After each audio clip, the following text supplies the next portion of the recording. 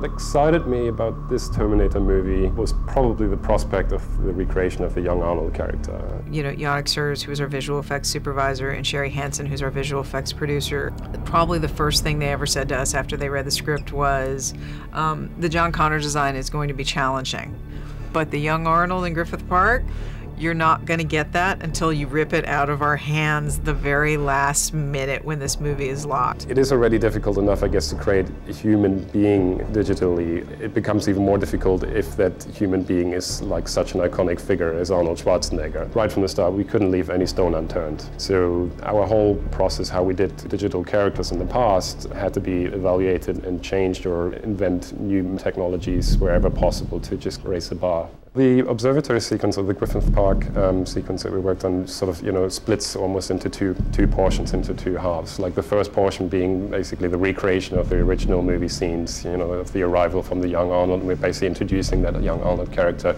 traveling back in time. Then the second half and the second part is basically where the storyline deviates a little bit, and that's when young Arnold is basically finding himself, like, you know, being exposed or to an opponent which is basically himself, just at an older age, and that's from there on effectively where we have this sort of face-off between young versus old. I've been waiting for you.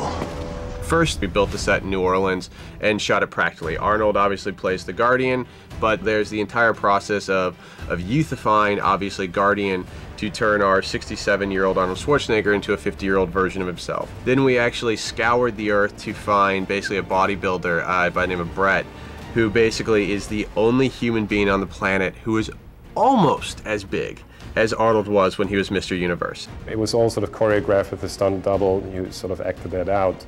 But what happened throughout the process is we basically had to discard the plate almost entirely. We almost had to say, like, okay, you know, the lens isn't quite right to be, you know, correct enough and close enough to the original footage, and the framing isn't quite right. So we decided basically to go almost full CG. The first process is you build the model, which gets you very, very close to where you want to be.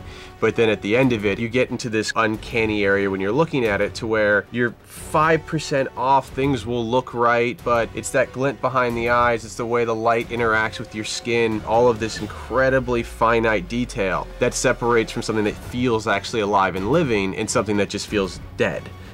Well, the sculpt of his cheekbones feel a little bit better. His face feels just a little bit wider. And I think if we take that down, and so we really feel like, I think it'll accentuate the cheek line more, make the jawline more defined, which is so Arnold.